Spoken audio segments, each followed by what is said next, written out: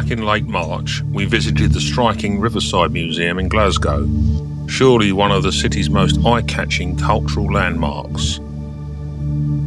Riverside Museum is Glasgow's transport and technology museum, showcasing the city's rich industrial heritage, from shipbuilding and train manufacturing to engineering marvels.